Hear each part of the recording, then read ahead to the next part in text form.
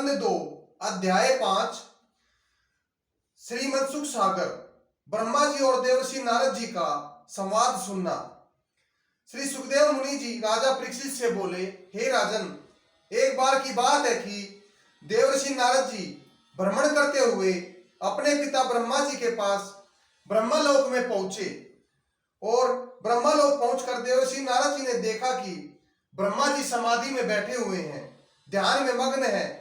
यह सब देखकर देवर्षि नारद सोचने लगे कि पिता श्री ब्रह्मा जी तो सदैव यही कहा करते हैं कि इस सृष्टि के रचयिता स्वयं वही है और मैं भी उन्हें संपूर्ण जगत का पिता मानता हूँ, किंतु आज पिताश्री समाधि में इस तरह ध्यान मग्न कैसे बैठे हैं?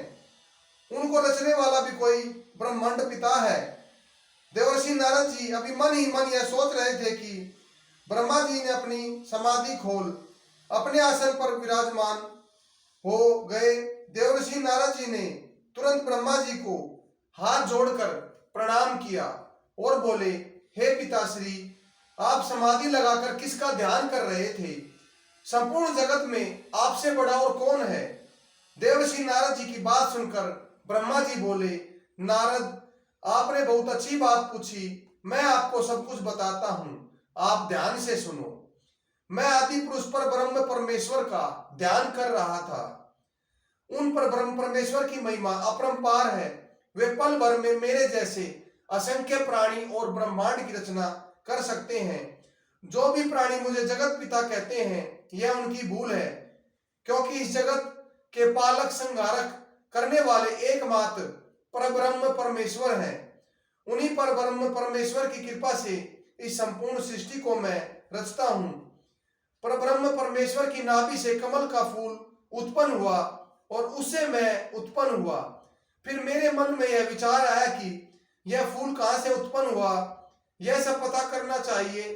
यह सोचकर मैं कमल के फूल की जड़ को पकड़ उसका उत्पत्ति को मालूम करने करोड़ों वर्ष तक घूमता फिरता रहा।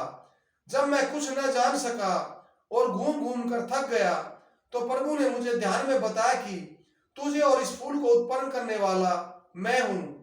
यह सब जानकर मुझे ज्ञान हुआ, तो फिर मैं उनके ध्यान में मग्न हो गया। उनकी आज्ञा पाकर मैं जगत की उत्पत्ति करने लगा। इस परमेश्वर की माया से संसार की उत्पत्ति हुई। उसी परमेश्वर के प्रकाश से यह सूर्य, चंद्रमा, समस्त ब्रह्मांड और संसार के समस्त जीव प्रकाशमान है। वे स्वयं अपने तेज से प्रकाशित हैं। उनके गुणों को बखान करने की शक्ति किसी में भी नहीं है। उनकी कृपा से मैं जो भी कुछ जानता हूँ वो आपको बताता हूँ।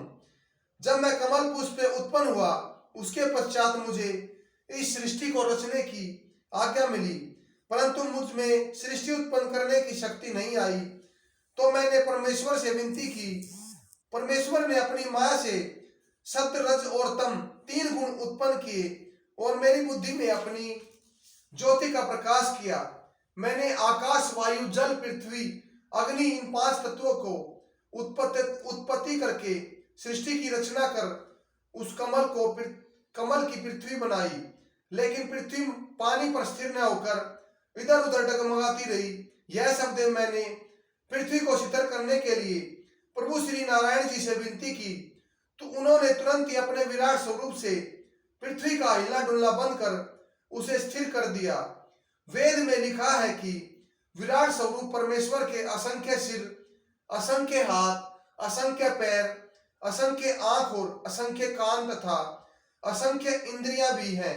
इसीलिए इस सृष्टि को रचने वाले विराट स्वरूप श्री नारायण जी हैं। जय श्री।